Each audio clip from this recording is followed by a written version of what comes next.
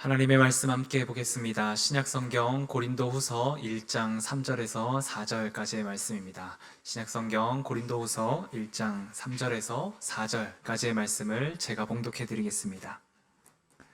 찬송하리로다. 그는 우리 주 예수 그리스도의 하나님이시요 자비의 아버지시요 모든 위로의 하나님이시며 우리의 모든 환난 중에서 우리를 위로하사 우리로 하여금 하나님께 받는 위로로서 모든 환난 중에 있는 자들을 능히 위로하게 하시는 이시로다. 아멘. 오늘도 주 안에서 예배하는 여러분들의 마음에 주님의 평강과 위로가 가득하기를 간절히 바랍니다. 목회를 하면서 마음의 위로가 필요할 때 저의 책장에서 가끔씩 꺼내보는 책이 한 권 있습니다. 그 책은 바이올린 제작의 명인 마틴 슐레스케가 쓴 가문비 나무의 노래라고 하는 책입니다. 이 가문비 나무라고 하는 것은 바이올린의 울림판을 만드는 가장 좋은 재료 가운데 하나입니다. 그래서 저자는 바이올린의 현을 통하여 전달되는 소리를 좋은 울림으로 담아내고자 가문비 나무를 만지면서 여러 가지 깨달음을 얻게 됩니다. 바이올린의 현이 이렇게 이제 활을 통해서 이렇게 부딪힐 때요, 그 소리를 어떻게 담아내느냐에 따라서 좋은 바이올린이 되고, 또 그 소리를 제대로 담아내지 못할 때는 좋지 않은 바이올린이 됩니다. 그래서 그 장인인 마틴 슐레스케가 어떻게 이 소리를 아름답게 담아낼 수 있을까? 그 재료가 되는 가문비 나무를 매만지면서 여러 가지 연구도 하고 고민도 하고 기도하면서 깨달았던 그 성찰을 이제 글로 담아서 기록한 책이 가문비 나무의 노래라는 책입니다. 이 저자가 이제 크리스찬인데 신앙적으로 그 상황을 들여다보니까 바이올린뿐만 아니라 하나님께서 창조하신 우리 사람들도 저마다의 울림을 가지고 있는데, 이 울림을 어떻게 조율해 나가며 살아가느냐에 따라서 그 사람은 좋은 울림을 가진 사람이 되기도 하고, 아니면 다른 사람들에게 별로 좋지 않은 영향을 끼치는 그런 소리를 가진 사람이 되기도 한다. 그러면서 우리의 울림을 어떻게 만들어 나갈 것인가, 그에 대한 이제 통찰을 쭉 적어냈습니다. 그래서 제가 가끔 이제 위로가 필요할 때 그 책을 읽으면서 나는 어떠한 울림을 지금 가지고 살아가는가, 그것을 깊이 들여다보면서 이제 위로를 받게 됩니다. 사람이 가진 고유성과 인품은 그 사람이 가진 울림을 통해서 드러납니다. 그 사람에게 부딪혀오는 사건과 상황들에 대하여 어떠한 울림으로 소리를 내고 표현해내는지에 따라서 그 울림은 그 사람의 인품과 고유성이 됩니다.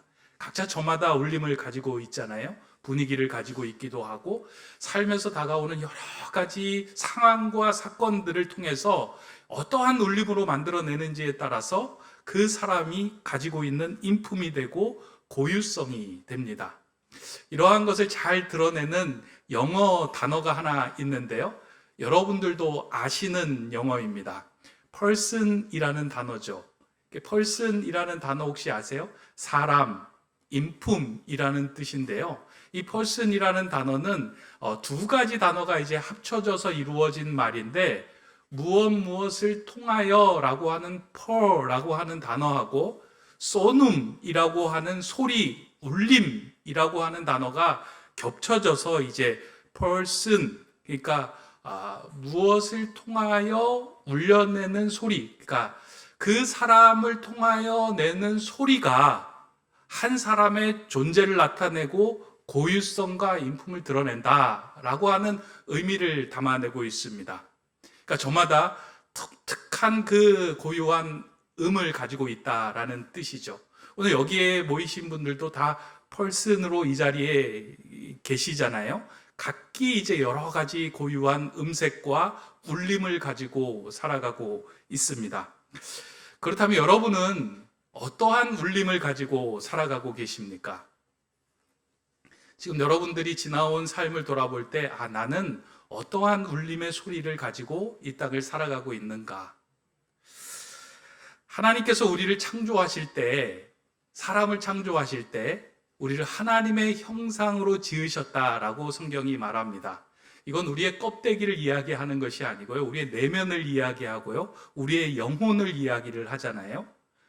그렇기 때문에 하나님께서 우리를 창조하셨을 때 이미 우리는 하나님의 울림을 잘 울려낼 수 있는 존재의 악기로 우리를 지으셨다라는 의미를 담아내고 있습니다. 저와 여러분들은 그런 하나님의 소리를 담아낼 수 있는 울림이 있는 악기로 이 땅을 살아가는 퍼슨입니다. 그런데 살아가다 보면 우리는 누군가를 행복하게 하고 기쁘게 하는 복된 소리를 울려주는 울림의 삶을 살아갈 수 있기도 하지만 한편으로는 탄식과 아픔과 고통의 비명을 지르며 살아갈 때도 있습니다. 또한 내 삶의 분위기를 통해서 전체적인 주변의 분위기를 어둡게 하는 울림으로 살아가기도 하고요. 어떤 사람은 그 사람이 그 자리에 들어가면 밝아지고 환해지고 기분이 좋아지는 울림을 가지고 살아가기도 합니다. 모든 사람들이 아름다운 악기로 창조되었음에도 불구하고 이런 차이가 있다는 것은 우리 악기의 문제가 아니라 우리의 삶이, 우리의 울림통이 무엇인가 비틀어지고 조율이 필요하다라는 그 의미를 담고 있다는 겁니다.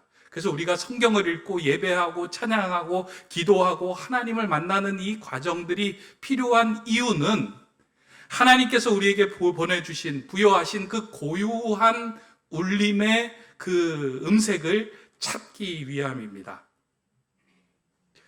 그래서 성경을 읽다 보면은요, 이러한 음색을 찾아갔던 사람을 통해서 우리가 힘을 얻게 되기도 하고 우리의 삶이 조율되기도 하는 경우를 많이 보게 됩니다. 그리고 성경의 인물들도 저마다 자기가 가지고 있는 그 음색을 찾기 위하여 하나님과의 깊은 교제 속에서 진정한 울림을 발견하는 사람도 있습니다. 성경에서 이러한 좋은 울림을 그리고 자신을 이렇게 조율하며 살아갔던 인물 가운데 대표적인 인물은 이제 오늘 우리가 살펴볼 바울이라고 하는 인물인데요. 고린도 전서 후서를 기록한 그 바울의 삶을 자세히 들여다보면 그의 삶을 통해서 어떠한 울림을 이렇게 만들어갔는지가 좀 잘 드러나고 있습니다. 고린도 전 후서를 이렇게 들여다보면 기쁨 가운데 쓴 서신이 아니고요. 바울의 인생 가운데 어려움과 환난과 고통과 답답한 상황 속에서 기록된 서신이 고린도 전 후서입니다. 그래서 오늘 우리가 읽은 본문 좀 뒷구절에 보면 바울이 살 소망이 끊어지고 사형 선고를 받은 것 같다 라고 이제 기록하고 있어요. 8절 9절에 보면. 그러니까 바울이 지금 당하고 있는 여러 가지 상황들을 살펴볼 때 사형 선고를 받았다라고 이야기를 하는 거예요. 우리의 삶에 사형 선고를 받으면 어떻게 될까요? 어느 날 문득 병원에 갔는데 당신 암입니다. 이제 3개월 삽니다. 라고 할 때 그 소리가 우리에게 들려왔을 때 우리는 그 상황에 대해서 어떻게 반응할까요? 그리고 살 소망이 끊어졌다. 동일한 이야기 아니겠습니까? 그 정도로 극심한 위험과 어려움과 환난 속에서 처해진 그 바울이 이제 그 상황을 지나면서 자신의 삶 속에서 새로운 아름다운 울림으로 만들어서 그것을 고린도 교회에 편지로 보내는 내용이 오늘 우리가 읽은 본문의 내용입니다. 탄식의 소리가 터져나오는 상황에서 바울은 하나님의 위로를 경험하고 그 속에서 나온 울림을 이렇게 고백합니다. 오늘 본문 3절 4절의 말씀인데요. 찬송하리로다. 그는 우리 주 예수 그리스도의 하나님이시요 자비의 아버지시요 모든 위로의 하나님이시며 우리의 모든 환난 중에서 우리를 위로하사 우리로 하여금 하나님께 받는 위로로서 모든 환난 중에 있는 자들을 능히 위로하게 하시는 이시로다 라고 이야기합니다.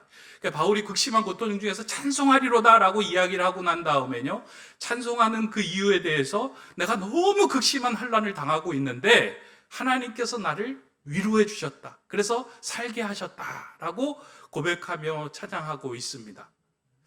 오늘 본문만 보면 그게 어떠한 환난인지 어떠한 상황인지를 잘 이렇게 가늠할 수가 없습니다. 그럼에도 불구하고 본문만 읽으면 바울이 환난을 당하고 있구나, 위로가 필요했구나 라고 하는 것을 느낄 수 있지 않습니까? 그러니까 오늘 짧은 구절에서만도 보면 환난 중에 위로하시는 하나님, 환난 중에 우리를 위로하시는 하나님의 은혜, 막 이런 구절들이 있고요. 두 구절 안에 위로라는 표현이 4번이나 나오고, 오늘 읽지 않았지만 7절까지 확장해서 읽으면 무려 위로라는 단어가 10번이나 등장합니다. 바울이 위로가 필요했던 거고요. 그 위로를 경험했다라는 겁니다. 어떠한 상황에서 이러한 환난을 당하고 어떠한 위로를 경험했을까? 이제 고린도 전서 후서 전체적인 배경을 좀 이해할 필요가 있는데, 바울이 당한 그 환난과 고난은 크게 이제 2가지였습니다. 첫 번째는 바울이 고린도 교회를 개척하고 난 후에 이제 그 교회로부터 받은 여러 가지 소식과 편지로 인해서 마음이 많이 불편해진 거예요. 바울이 이제 고린도 교회를 개척하잖아요. 그리고 교회를 열심히 세워갑니다. 그리고 세우고 난 후에, 바울이 떠난 후에 그 교회에 좋은 목회자들이 계속해서 이제 가서 목회를 해요. 아볼로라고 하는 목회자가 그 교회에 가서 목회를 하고, 그 다음에 예수님의 제자였던 베드로가 가서 목회를 합니다. 좋은 목회자가 가서 그 교회를 목회를 하는데요, 교회가 부흥하고 성장하고 하나 되는 것이 아니라 오히려 분파가 나누어지는 거예요. 나는 성경 해석에 능통한 아볼로가 목회하는 그 목회가 좋아. 그래서 나는 아볼로파야.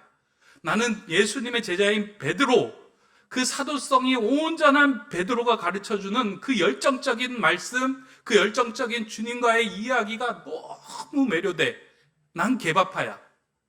그래도 우리 교회를 열심히 수고와 눈물로 개척한 바울이 그래도 최고지. 난 바울파야. 라고 이야기를 하면서 바울파, 아볼로파, 게바파, 그래도 우리는 주님을 따라야지, 그리스도파, 뭐 이런 파들이 막 분당을 일으키면서 여러 가지 분쟁을 일으키는 소식을 들은 거예요. 자신이 개척한 교회에서 교회가 하나 되지 못하고 여러 가지 힘들다 하는 이야기를 들으면 얼마나 마음이 어렵겠습니까? 근데 여기에서 좀 그치면 좋을 터인데, 그 원인을 바울에게 돌리는 거예요. 바울은 저 사람은 사도가 진짜 사도가 아니기 때문에 이와 같은 일이 벌어지는 거야.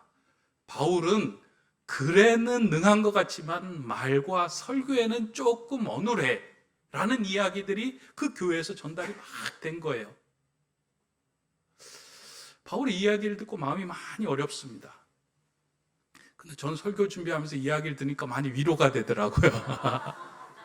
바울이 글에는 능통하지만 좀 설교 부족하고 막 여러 가지 막 바울의 못난 점을 이야기를 해주는데, 훌륭한 바울도 그렇게 목회하는데 위로가 된다라는 생각을 이렇게 본문을 보면서 했는데요. 하여간 바울은 극심한 환난과 고통 중에 차 있는 상황에서 자기가 머물고 있던 곳에서 더 이상 머물 수 없는 상황까지 이루어집니다. 안과 밖의 어려움들이 바울에게 막 닥쳐오는 거예요. 마치 바이올린의 그 현을 활로 거세게 문지르는 것처럼 찢어진다는 소리들이 들려오는 거예요. 바울의 마음을 핥히고 지나가는 거예요. 이런 상황이라면 어떨까? 바울이 탄식을 외치고 고통의 소리로 절규하는 소리를 내야 되지만, 바울은 이러한 상황 가운데 자신에게 부딪혀온 거센 소리들을 하나님이 주신 그 마음으로 받으며 새로운 울림으로 바꾸어내기 시작합니다. 그게 바울에게 있어서 아주 중요한 점입니다. 내 인생에 다가온 상황, 사건, 문제들을 그대로 받아들이는 것이 아니라 하나님의 뜻, 하나님의 마음으로 그 상황, 사건들을 바라보며 담아내기 시작할 때 그 속에서 바울은 하나님의 크신 위로함을 경험하게 됩니다. 이러한 바울의 울림이 있는 본문이 본문 1장 3절입니다. 찬송하리로다. 그는 우리 주 예수 그리스도의 하나님이시요 자비의 아버지시요 모든 위로의 하나님이시며, 하나님을 고백하고 하나님의 이름을 부를 때 그리스도의 하나님이시요 자비의 아버지시요 모든 위로의 하나님이시다라고 고백을 하는 거예요. 내가 힘들고 어려운데 위로가 필요했는데 하나님은 위로를 하나만 해주시는 것이 아니라 나의 모든 상황들, 그 어려운 상황들을 돌아보시면서 위로해 주시는 하나님이시구나. 사건을 해결해 주시고 사람을 통해서 해결해 주시고 내가 가지고 있는 문제보다 더 큰 하나님의 계획 가운데 이 일을 풀어가시는 하나님의 은혜를 경험한 거예요. 그러니까 추상적으로 나 하나님 믿습니다. 추상적으로 하나님 나를 위로하시는 분입니다. 이게 아니고요. 구체적으로 내 곁에서 위로하시고 격려하시고 말씀하시는 하나님을 만난 후에 바울이 얘기하는 거예요. 하나님은 모든 위로에, 모든 환난을 위로해 주시는 분이시구나. 상황과 사건을 통해서 더 크신 하나님을 경험하고 그 은혜를 고백하는 거예요. 구체적으로 만난 거예요. 우리가요, 힘들고 어려울 때요, 사람들이 말하는 그 소리에 조금은 위로가 되지만 마음이 온전히 해소되는 위로를 경험할 수 없습니다. 근데 하나님을 만나고 하나님의 위로를 곁에서 경험하게 될 때요, 내 안에 있었던 모든 문제가 시원하게 풀리는 경험을 할 때가 많이 있습니다. 하나님이 여러분에게 말씀하실 때. 사도행전 18장을 가면 바울이 고린도 교회를 개척할 때 그 어려운 상황 속에서 하나님께서 들려주시는 그 음성을 들은 그 내용들을 기록하고 있는데요. 사도행전 18장 9절 10절을 보면 바울이 들었던 이야기를 이렇게 기록해주고 있습니다. 밤에 주께서 환상 가운데 바울에게 말씀하시되 두려워하지 말며 침묵하지 말고 말하라. 내가 너와 함께 있음에 어떤 사람도 너를 대적하여 해롭게 할 자가 없을 것이니 이 성중에 내 백성이 많음이라 하시더라. 두렵고 떨리는 마음 가운데 있을 때 하나님이 곁에서 바울에게 말씀해 주시고 위로해 주시고 격려해 주시는 거예요. 하나님의 위로를 경험하는 거예요. 여러분도 그럴 때 있지 않습니까? 말씀을 읽다가 문득 하나님이 내 마음에 음성을 넣어주셔서 하나님 내 곁에서 위로해 주시는구나. 이런 경험을 할 때요, 마음속에 더할 나위 없는 위로를 경험합니다. 오늘 본문에 나오는 그 위로라는 단어를 좀 제가 찾아보니까요, 헬라어로는 이 단어를 파라클레시스라고 이야기하더라고요. 파라클레시스. 뭐 외울 필요는 없지만 이 단어를 좀 이렇게 나누어 보면요, 파라라고 하는 것은 곁에서, 클레시스라고 하는 말은 칼레오라는 말인데요, 부르다라는 거예요. 그러니까 곁에 서서 하나님께서 나를 부르시고 곁에 서서 하나님께서 나에게 말씀하시는 음성을 듣는 것이 위로라는 거예요.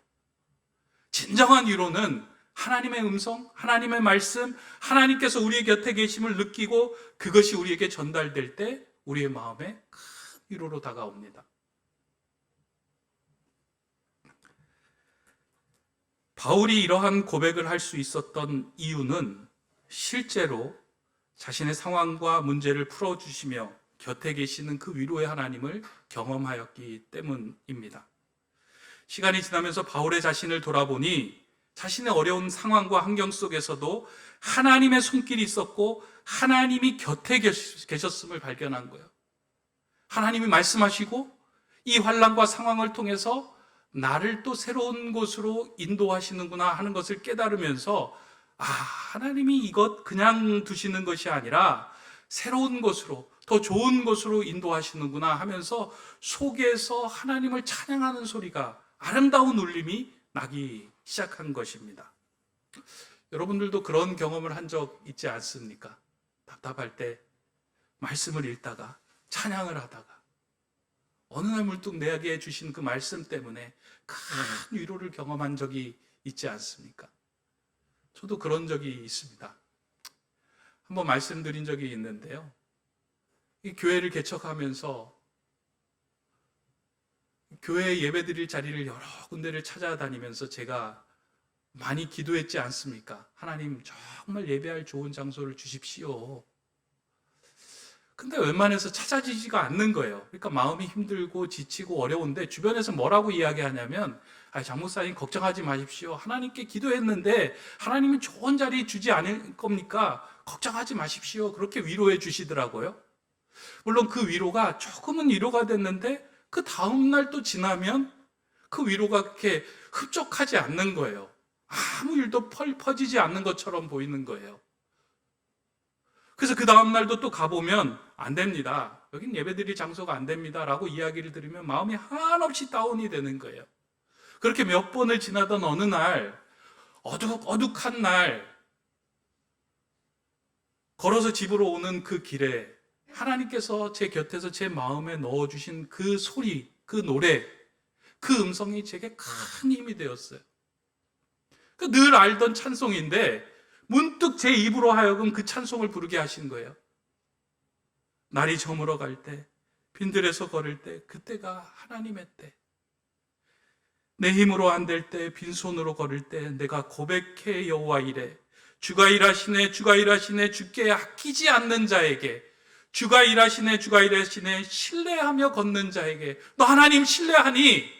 신뢰하면 걱정하지 마라. 내가 너의 일을, 아니 내 일을 행할 테니 걱정하지 마라. 그 마음과 그 찬양이 내 마음에 들려지기 시작할 때요, 더할 나위 없는 큰 위로가 전해지더라고요. 날이 저물어 갈 때, 빈들에서 걸을 때, 그때가 하나님의 때. 어렵고 힘들 때 사실은 제가 이 찬양을 부르면요, 그때 그 순간으로 이 찬양과 함께 나아갑니다. 하나님이 내 곁에서 이렇게 말씀하시고 위로해 주셨구나. 파라클레시스, 내 곁에서 함께 계시며 위로해 주시는 하나님이시구나. 바울은 그런 위로를 경험하면서 하나님을 그렇게 부릅니다. 모든 위로의 하나님. 저는 여러분들 삶에서요, 여러 가지 위로가 필요한 문제들을 가지고 살아간다라고 생각합니다. 내 삶의 현을 거칠게 문지르는 일들이, 아무런 소리도 내지 못하는 상황이, 탄식의 소리만 퍼져나오는 그런 경우가 우리의 삶에 다가옵니다. 그때 우리가 해야 할 일은 모든 위로의 하나님, 그 하나님의 음성을 우리가 듣고, 우리 곁에 계시는 그 하나님의 말씀을 듣고 그 울림을 담아내기만 한다면 하나님은 저와 여러분들에게 새로운 삶을 살 힘을 부어주실 겁니다. 바울의 인생을 그렇게 바꿔주시고요, 바울이 그것을 고백할 수 있도록 만들어주셨어요. 그래서 자신이 받았던 그 위로를 바울은 사람들에게 전해주기 위하여 편지를 쓰고 고백하며 말을 남긴 겁니다. 저는 우리 성도님들이 그 하나님의 크신 위로를 경험하기를 바랍니다. 말씀을 읽다가 하나님의 음성이 들려와서 회복되는 경험이 있으면 좋겠고요, 찬양하다가 기도하다가 그 하나님의 크신 위로 때문에 다시금 여러분의 삶이 회복되는 그 위로받음의 자리에 서 있는 저와 여러분이 되시기를 간절히 바랍니다.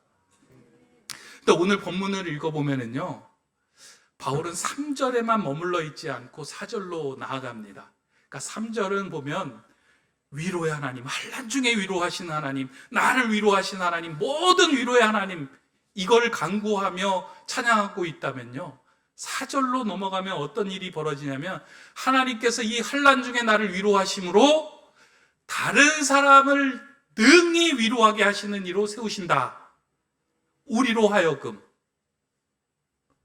그러니까 우리 신앙생활 하면서 3절에만 머물러 있는 신앙생활 할 때가 있어요. 하나님, 내가 위로가 필요합니다. 나 좀 위로해 주십시오. 그리고 그 위로받고 또 한 주간 보내고, 또 힘들고 어려울 때 내 위로해 주십시오. 모든 위로의 하나님, 나 좀 위로해 주십시오. 그 위로받고 그냥 끝나는 게 아니고요, 하나님의 사람은 3절에 머물러 있는 것이 아니라 4절로 나아가는 사람입니다. 4절에 뭐라고 이야기하고 있냐면 우리로 하여금 다른 사람들을 능히 위로하게 하시는 하나님이시다 라고 바울이 고백하는데, 4절 말씀을 읽어드립니다.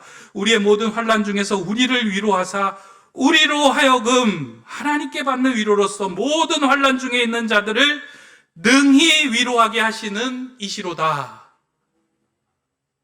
3절의 신앙에서 4절의 신앙으로 평화의 기도, 하나님, 내가 위로받는 자에서 위로하는 자로 넘어가게 하여 주시옵소서. 이 간구가 이 구절로부터 시작된 거 아니겠습니까? 오늘 읽지는 않았지만 본문 8절 9절을 보면 바울이 자신이 당한 고난과 환난이 어찌 큰지, 소망이 끊어지고 사형 선고를 받았다라고 기록하면서 억눌려 있던 상태를 이야기를 해주고 있습니다. 이러한 환란의 상황에서 바울은 하나님의 크신 위로를 경험합니다. 근데 한편으로는 또 위로를 받는 그 대상이 누구냐면 하나님의 사람을 통하여 큰 위로를 받습니다. 하나님께서 저 사람을 나에게 보내셔서 나를 위로케 하시는구나 라는 것을 통해 하나님에 대한 감사와 찬양을 드리는 일이 벌어져요. 바울이 고린도 교회에 편지를 보내고 난 후에 바울이 이제 마음에 이제 여러 가지 두근거림도 있고 기대도 있었습니다. 왜냐하면 이제 편지를 보내고 난 후에 편지를 가져올 사람에 대해서 그 소식이 어떤 소식이 올까 하는 그 두려움과 걱정과 기대를 가지고 있었는데 그 편지가 오지 않자 이제 바울이 직접 또 이제 나서기 시작합니다. 그래서 고린도 후서 7장 5절 6절을 보면 바울이 그 편지를 가지고 간 디도를 만나고자 마게도냐로 갔을 때의 심정을 이제 기록하고 있는데요. 이렇게 기록하고 있습니다. 우리가 마게도냐에 이르렀을 때에도 우리 육체가 편하지 못하였고 사방으로 환난을 당하여 밖으로는 다툼이요 안으로는 두려움이었노라. 그러나 낙심한 자들을 위로하시는 하나님이 디도가 오므로 우리를 위로하셨으니. 그러니까 바울이 복음을 전한 그 이제 지역을 보면은요. 윗지역이 빌립보 지역이라면 중간 지역이 마게도냐, 아랫 지역이 고린도 지역이에요. 그러니까 지금으로 서울, 대전, 부산 이렇게 돼 있는데 바울이 지금 내려가 가지고 대전쯤에서 기다리고 있을 때 디도가 온 거예요. 하나님의 마음을 품고 바울이 걱정하고 있을 모든 그 문제의 소식을 가지고 디도가 와가지고 바울에게 이야기한 거예요. 바울 선생님 이제 걱정하지 않으셔도 됩니다. 선생님이 기도하고 걱정했던 모든 문제들이 하나님 은혜 가운데 하나 둘씩 해결되고 안정이 되기 시작합니다. 그 이야기를 바울에게 전해주자 바울의 마음이 한없이 큰 위로를 받게 되었어요. 사람을 통해서 하나님이 보내주신 사람을 통해서 바울이 큰 위로를 경험하게 되는 거예요. 우리의 삶에도 그런 일이 있을 때가 있죠. 하나님의 음성이 들리지 않는데 어느 날 문득 내게 전화를 하거나 내게 찾아왔던 사람이 내가 걱정하고 고민하고 있던 문제를 해결하게 해주고 속 시원하게 하는 대답을 가지고 찾아와 곁에 머물러 있을 때가 있어요. 하나님 내게 응답해 주셨다. 이런 기쁨이 넘치는 일들이 있어요. 하나님은 사람을 통해서도 그 일을 행하셔요. 그런데 그 사람이 우리가 되기를 원하고 계시는 거예요. 바울은 그 환난 가운데 위로를 경험한 사람들은 위로받는 것에서 머물러 있지 말고 내가 환난당하고 힘들고 지친 자들 곁에서 그 짐을 함께 지며 위로하는 자로 서라 라고 말씀하고 있습니다. 우리를 그리로 이끌고 가고 초청하는 거예요. 성경에 이제 위로라는 단어를 좀 이렇게 찾아보니까요. 성경에서 사용하고 있는 단어 가운데 헬라어 가운데 위로 파라클레시스 말고 또 이제 비슷한 단어 가운데 하나가 파레고리아라는 단어가 있습니다. 이 파레고리아라는 단어는 힘든 자의 통증을 덜어준다라는 의미이고요. 한편으로는 재밌는 뜻이 있는데 함께 시장에 간다라는 뜻이에요. 그러니까 위로라는 말을 사람이 이제 위로해 준다라고 할 때 그 사람의 통증을 덜어주는 것, 그 다음에 그 사람과 함께 시장에 가는 것이라는 말을 담고 있습니다. 파라라고 하는 것은 곁에라는 말이고요. 그 라틴어 가운데 아고라라고 하는 말은 광장, 시장, 그 다음에 이제 연설을 하는 곳이잖아요. 사람들이 힘들고 지칠 때 그 광장과 시장에 가가지고 그 연설을 들으면서 위로를 받는 거예요. 또 그곳에서 필요한 것을 구하러 가는 거예요, 시장에. 사람이 시장에 갈 때 마음이 넉넉하고 넘쳐날 때 시장에 가겠습니까? 내 필요하고 무엇이 떨어졌을 때 그것을 구하러 시장에 가잖아요. 그 시장에 가서 그것을 구할 때에 누군가가 함께 그 시장에 가줄 때 사람이 큰 위로가 된다는 거예요. 어렵고 힘들 때 내가 필요한 것을 구할 때 그 필요를 채워주기 위해서 누군가 내 옆에 함께 곁에 서 있으면 참 위로가 되고 힘을 얻는다는 겁니다. 누군가의 짐을 들어주는 거죠. 여러분들도 시장에 갈 때 그렇잖아요. 누군가 무거운 짐을 들고 짐을 들고 갈 때 옆에서 누가 짐 들어주면 큰 위로가 되잖아요. 아닌가요? 요즘은 끌차 있으니까 그냥 끌차 가지고 다니면 됩니다. 저희 아내가 이제 가끔 그 시장에 갔다가 장을 보고 올 때가 있습니다. 그러면 이제 박스는 막 2박스, 3박스 이제 막 끌고 오잖아요. 그리고 문을 열고 들어왔는데 아내가 제일 기뻐할 때가 언제일까요? 아들들이 나와서 그 짐을 번쩍번쩍 들어주면서 함께 할 때 이렇게 마음에 큰 위로가 된다는 거예요. 근데 그걸 무시하고 엄마가 지금 뭐 어려운 일이 있는지 모르지만 엄마가 해야 할 일이라고 생각하고 그 무거운 짐 끙끙 드는데 외면한다 그러면 마음이 상한 거예요. 아유, 저놈의 시기들 키워봤자 다 헛거야. 아빠의 마음, 엄마의 마음을 이해하기는 해? 막 그러면서 이제 열이 막 속에서 올라오잖아요.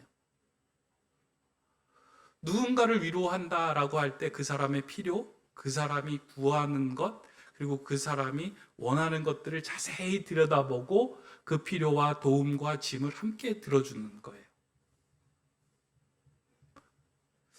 오늘 여러분들 주변에 오늘 교회 갔다가 돌아가시면서 시장에 가실 분들 있으시면 함께 동참도 해주시고요. 교회에서 혹시 환난당하고 어렵고 시장에서 무엇을 구하는지 두리번거리는 마음으로 살아가는 자들이 있다면 그 사람 곁에 머무르며 그 사람에게 함께 시장에 가주는 역할을 해줘야 할 필요가 반드시 있습니다. 저는 우리 높은 뜻 세움교회 성도님들이 그런 위로를 받는 사람에서 끝나는 것이 아니고요, 위로하는 사람으로 넘어가기를 간절히 바랍니다. 오늘날 이 땅에서 복음을 전하는 일이 어려워진 결정적인 이유가 있다면 상대방이 가진 아픔과 환난에 공감하지 못하고 내게 있는 것들을 그냥 막 주려고 하기 때문이다라고 생각이 듭니다. 그러니까 그 사람이 필요하고 어려운 것, 그 사람 곁에서 머무르면서 위로하고 격려해 줘야 되는데 저 사람 보니까 교회로 와야 돼, 복음이 필요해, 막 이러면서 어거지로 막 먹여주려고 하다 보니까 오히려 복음의 문이 닫히는 거예요. 그러한 사람 곁에 잠잠히 머무르면서 내가 가지고 있는 위로에 대한, 그리고 하나님께 받은 그 위로의 그 소리를 담아서 그 사람 곁에 잠잠히 머물러 서 있을 때 공명이 일어나고 공진이 일어납니다. 저 사람은 어떻게 저렇게 위로의 삶을 살아가지? 저 사람은 내 짐을 들어줄 수 있지? 그러면서 그 소리 울림을 통해서 복음에 대한, 하나님에 대한 문이 조금씩 열리기 시작하는 거예요. 저는 여러분들을 각 가정에 이런 위로의 사람으로 파송했다라고 생각을 합니다. 교회로 파송을 했고요, 여러분의 삶의 현장으로 파송했어요. 그 자리에서 하나님 나 좀 위로해 주십시오 라고 머물러 있는 것 물론 중요하지만 그 3절에서 4절로 넘어가 내 위로가 필요한 사람이 누구인지를 바라보며 그 사람 곁에 머물러 있는 사람, 이게 평화의 기도, 하나님 위로받기보다는 위로하는 인생을 살아가게 하시옵소서, 이 기도를 이루어가는 삶입니다.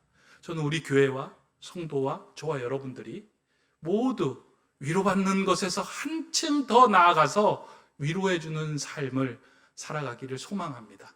그런 삶을 살아내는 저와 여러분 되시기를 주님의 이름으로 축원합니다. 기도하겠습니다. 위로의 하나님, 이 땅의 위로를 전하는 아름다운 울림이 있는 삶이 되기를 소망합니다.